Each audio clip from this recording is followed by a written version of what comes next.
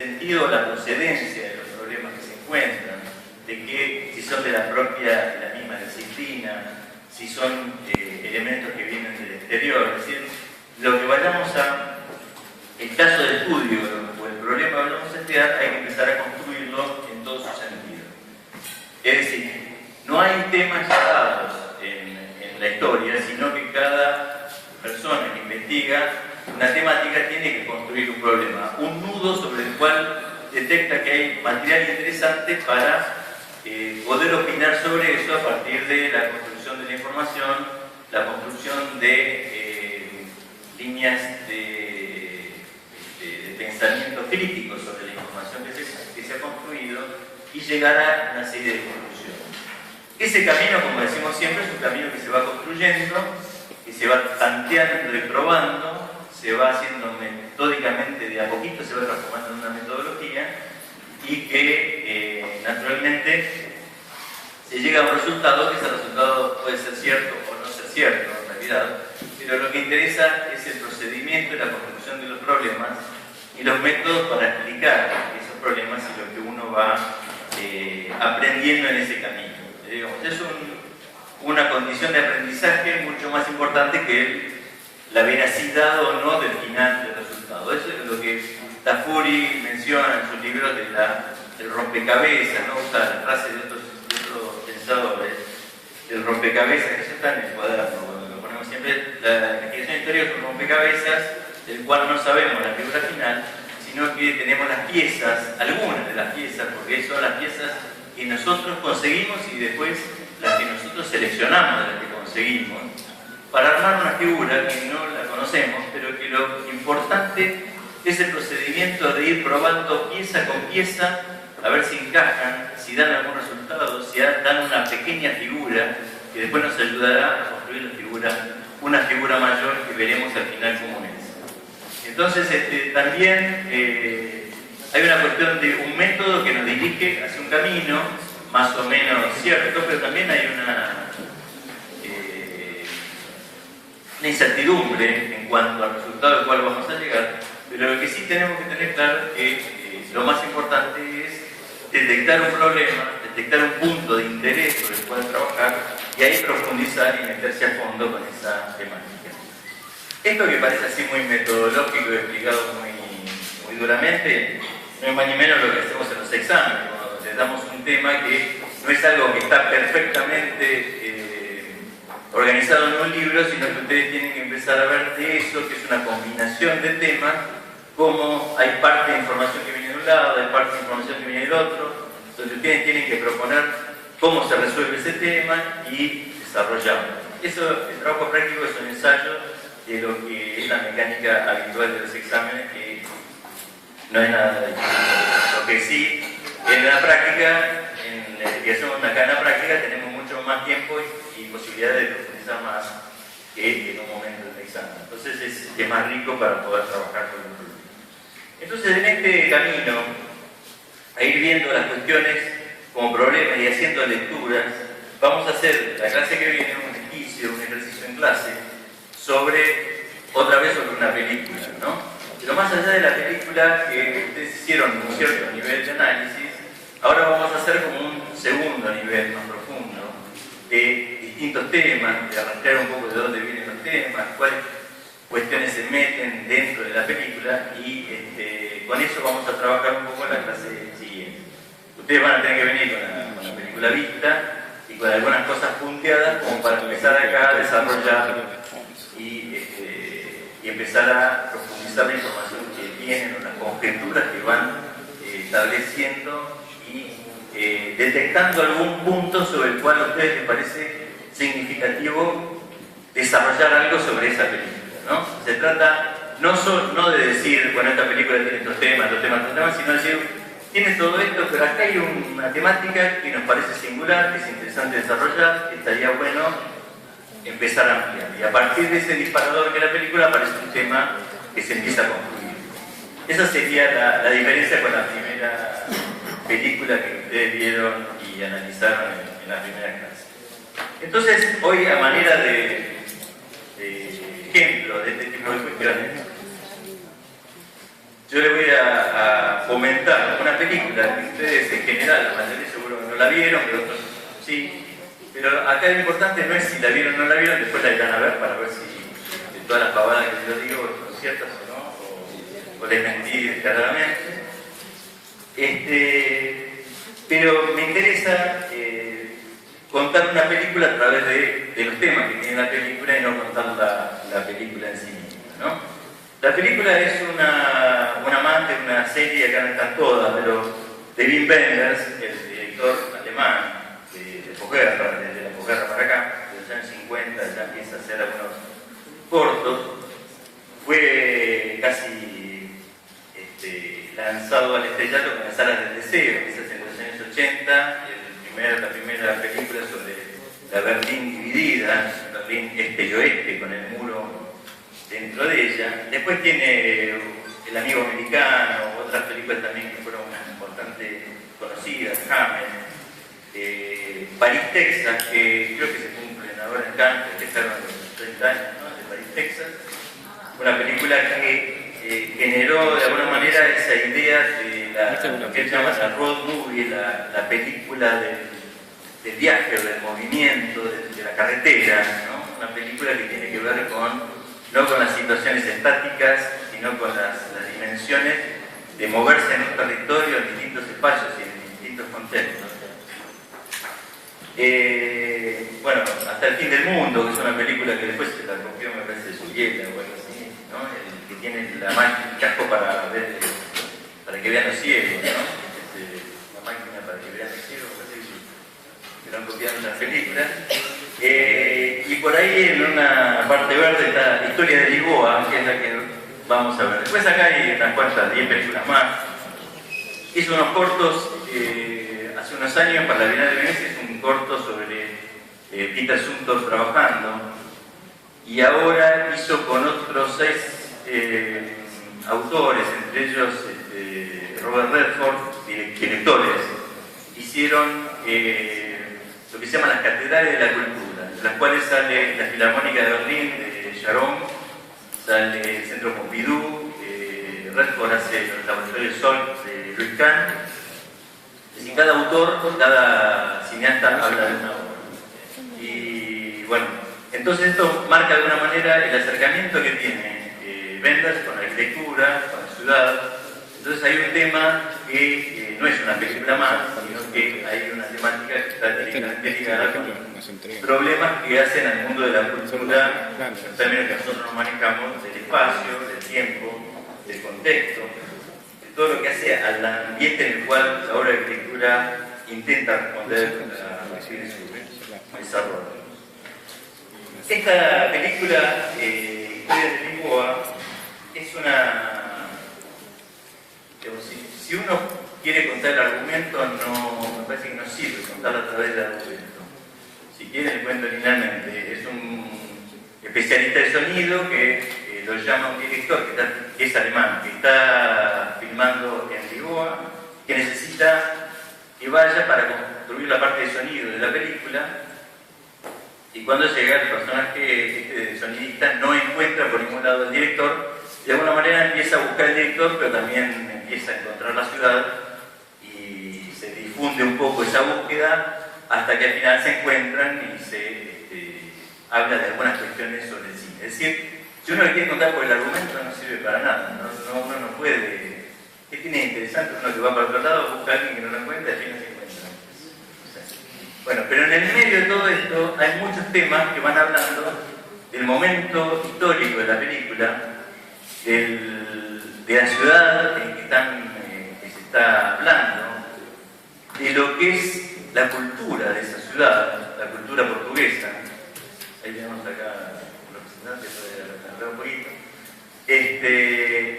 La condición del cine como una disciplina de proyecto, porque Wenders lo entiende así, que las discusiones dentro de esta película son así, y una serie de sentencias o de frases concretas en las cuales se baja una especie de línea de lo que debe ser el cine, cómo debe ser entender el cine hoy en la contemporaneidad, ese tipo de cosas. Entonces, es más importante lo que se habla de la ciudad, de la cultura, de ciertas relaciones, espacio y del tiempo, y de lo que es el cine, de la esencia de una disciplina proyectual. Ese es el tema central de la película, sin embargo, está contado a través de una historia aparentemente lineal.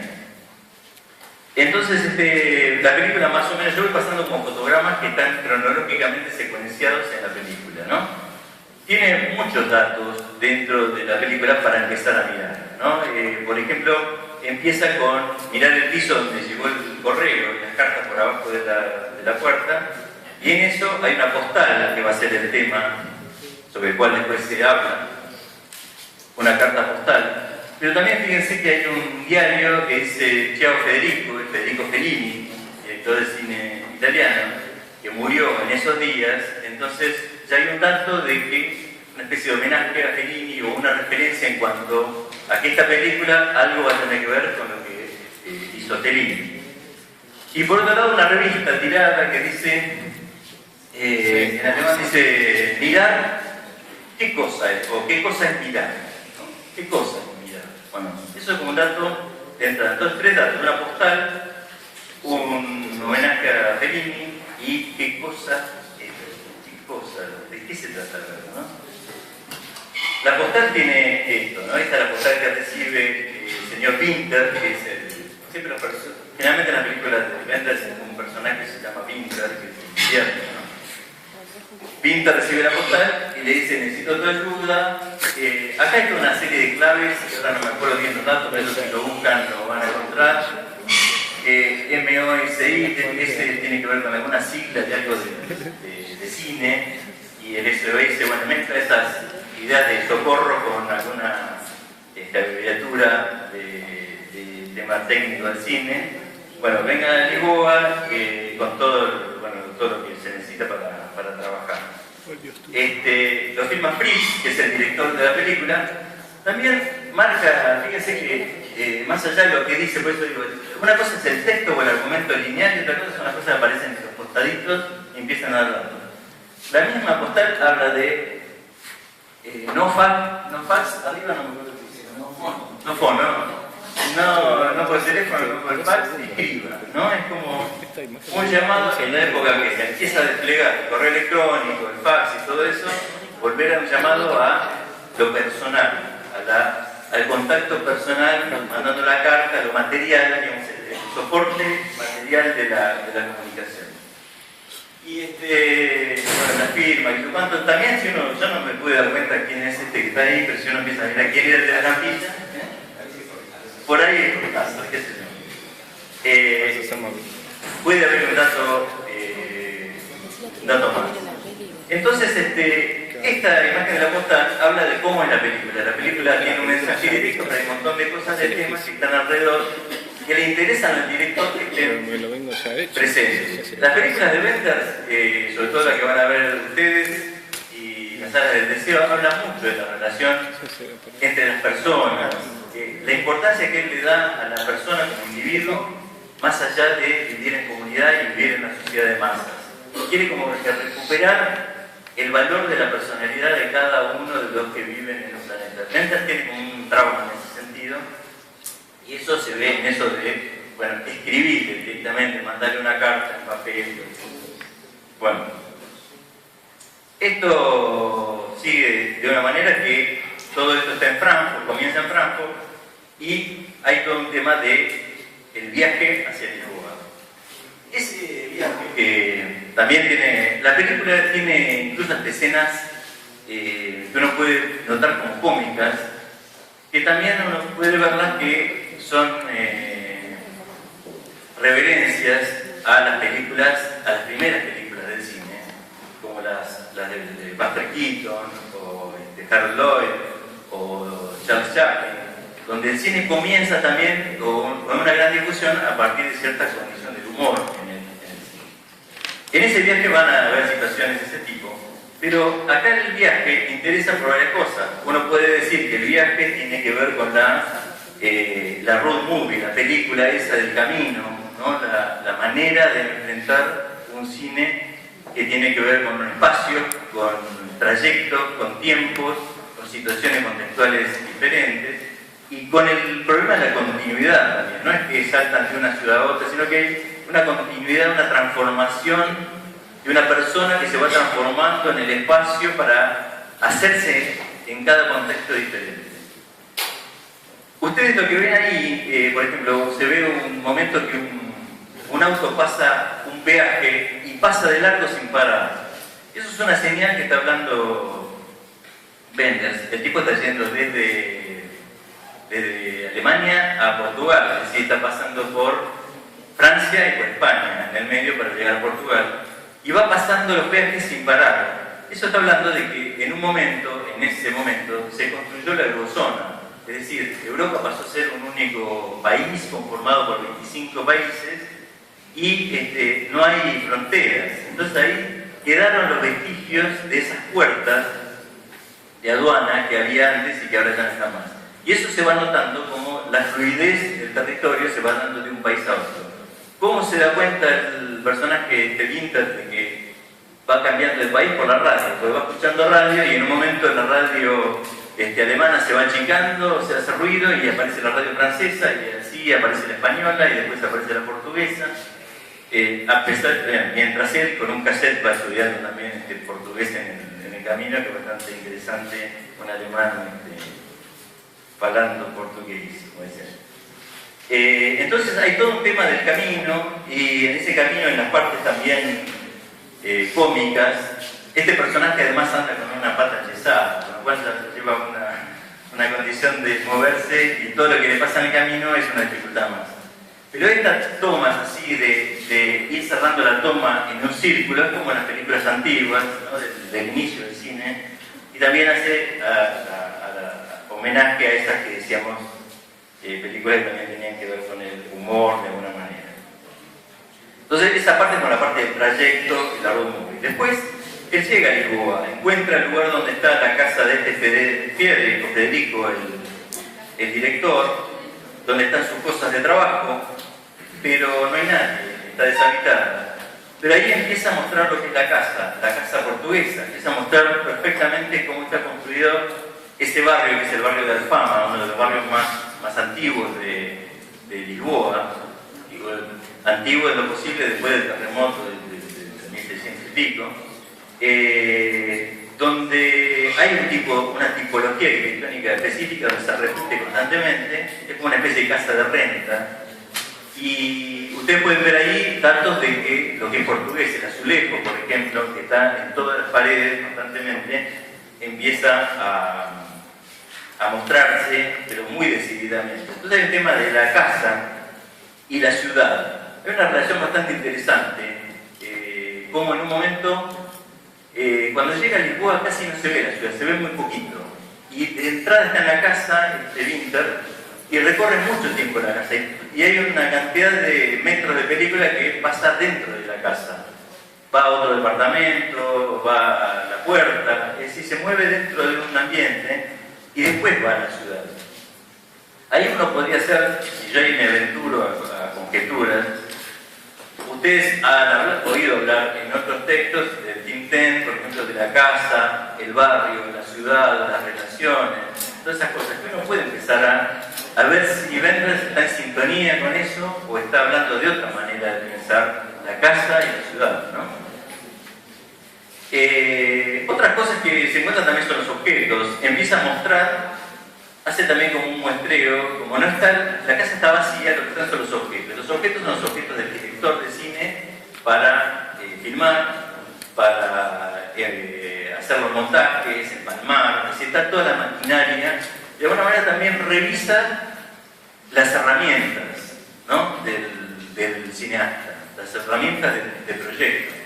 Y eso nosotros lo podemos asociar a lo nuestro. Es como entrar uno dice, bueno, te abrieron la puerta del estudio de Le Corbusier, no hay nadie, pero está todo en las mesas y uno puede empezar a ver las herramientas de trabajo, la forma de trabajo, cómo eran los procesos, porque también no solo están los instrumentos, sino que están los proyectos. Es decir, hay partes de películas de esa película que está filmando, que está filmada esperando ser sonora.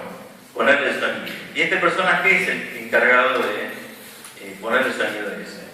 En el medio, este Winter, en la casa, mirando los objetos que hay, se encuentra, además de con una mosca que lo molesta mucho y está todo el tiempo tratando de matarla, la va a matar con un libro, y ese libro es de Fernando Pessoa, que Fernando Pessoa es el Borges de acá, es una cosa así, o el Cortázar de acá. Un personaje, un escritor bastante de una potencia así filosófica, digamos, en el sentido de lo que escribe, y hay algunos libros que empiezan a aparecer marcados y subrayados por este Friedrich, el director, que Winter empieza a encontrar. Y aparecen esas frases como, esto dice, oigo similar lo que veo, ¿no? Dice, ¿no? Y frases así que tienen que ver con escuchar, con ver, con mirar y no ver, ese tipo de contradicciones, es decir, como de encender un sentido, apagar el otro y empezar a probar en las posibilidades del cine cuáles son los sentidos sobre los cuales uno puede empezar a transmitir una serie de mensajes. Ahí aparece entonces una rama para estudiar que es Pessoa, qué significa Pessoa para la cultura portuguesa, la literatura, Pessoa y la ciudad, lo que quieran. Pessoa es como lo que es ahora Saramago para los portugueses, ¿no? Bueno, ahí está, digamos, los instrumentos, los azulejos, la mezcla de los temas, la mosca dando vueltas y con el libro tratando de matarla. Pero en el medio empieza a aparecer una música, que en general el tema de sonido, como este tipo de sonidista va a ser importante en la película, empieza a aparecer un sonido de una música muy leve, muy tenue, que él empieza a ir en búsqueda y que está en otro departamento de la misma casa, y que es esta música que es el fado. El fado, que bueno, para nosotros el tango, el fado es la música popular y tradicional portuguesa, y que empieza a introducirse en la película. Por eso digo, empieza a aparecer Lisboa, todavía no apareció como ciudad, apareció como tipología de casa, apareció como música, apareció en la literatura, como Pessoa. Y esa música después termina siendo Madre Deus, que es un conjunto que ahora ya no existe más, se fusionó, qué sé yo, pero la que anda cantando eso suelta es Teresa Salgueiro, que es que pasan a ser actores de esta película, los músicos de Madre Deus. Entonces impregna a la película de golpe con mucho sonido, un sonido que es totalmente local de ese lugar. Entonces, Winter, en esa idea de salir a la calle, de alguna manera ir buscando al director, pero no está convencido del todo de encontrarlo, con lo cual sale a buscar los sonidos. Sale a la calle a grabar. Ven que tiene ahí un micrófono con envoltura y va con un equipo colgando de grabación. Va grabando los sonidos para ponerlos a esa película que encontró muda, sin sonido, que dejó el director ahí en la casa. Entonces hace un relevamiento de la película, qué sonidos necesita, y sale a la calle a grabar los sonidos. Entonces ahí hay otro tema que es de prender y apagar los sentidos. Entonces Winter sale a la calle a ver la ciudad, y la ciudad aparece, no entera, aparece la ciudad de Lisboa a través, sobre todo el barrio de Alfama, aparece a través de los sonidos, no de los espacios, de los significados, de lo que fuere. Aparecen los sonidos de la ciudad. Y Winter busca los sonidos que están en las imágenes que están en la película, busca los lugares para encontrar el sonido de ese lugar. En el medio está la de Madre Deus, también ahí empieza a aparecer otra escala de la ciudad, que es la escala ya de contexto, porque hasta ahora lo que se veía eran calles estrechas y muy cercanas a la casa. Ahora ya hay una escala de empezar a ver el río Tello, el Tajo para los españoles, que ahí ellos, los de Madre Deus, hacen alguna explicación de lo que significa el río para la ciudad, una metáfora bastante casi del romanticismo, pero aparece la escala de otra relación del espacio público, ¿no? Uno puede empezar a ver cómo está tratado en esa película. Después hay imágenes que se ven en la película que esta me interesa mucho, que es, acá no se ve mucho lo que hay abajo, pero es un suburbio de medio ruinoso de Lisboa, que está marcado por la sombra de un acueducto, que es un elemento muy singular en la estructura de la ciudad, ahí al oeste de la ciudad, que es como el elemento principal que es una marca de paisaje de esa estructura urbana.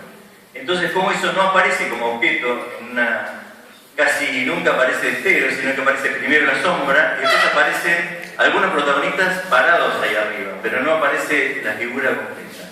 Entonces siempre hay una sugerencia de sobreimposiciones de estructuras en la ciudad, que eso da un dato de algo que va a venir después. Uno puede empezar a hablar qué significa esto. Había una ciudad, hay otra estructura que se sobreimpone, se impresiona como nueva. ¿Qué está pasando en ese momento en Lisboa? Esto es 1993, 92-93. Lisboa se está preparando para ser la sede de la Exposición Universal del 98, ¿no? Más o menos.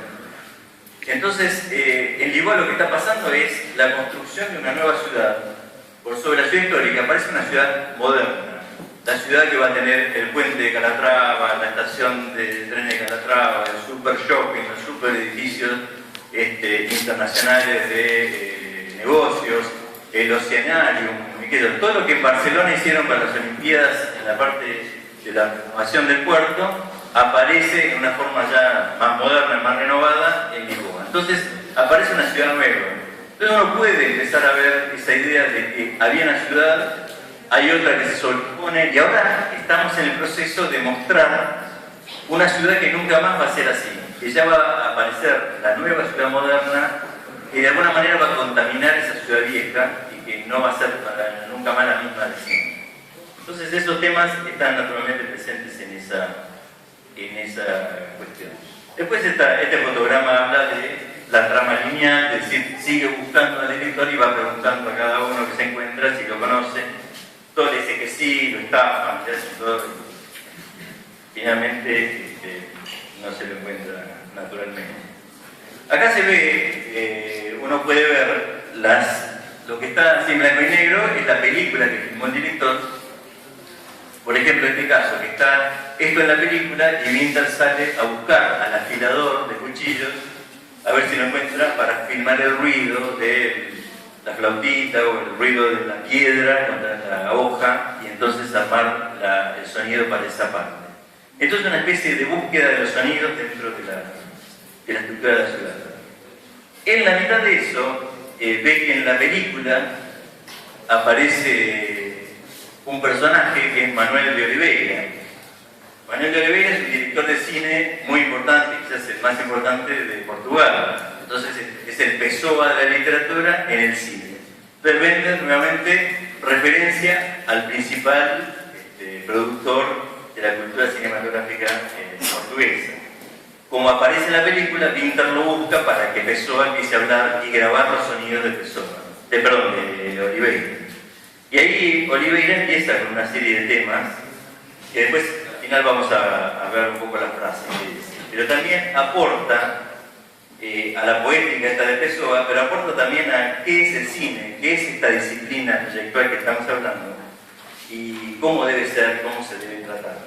Incluso en la película, ahí Oliveira, cuando va pasando por una calle, cuando se va de la calle, se va caminando con las patitas así chuecas como Chaplin al final y se cierra un poco la imagen de la misma manera que termina, creo que es tiempos modernos. Entonces, pues, nuevamente hay un pasaje de la historia del cine y los orígenes. Más que la historia del cine es los orígenes del cine, lo que se está tratando en esta cuestión.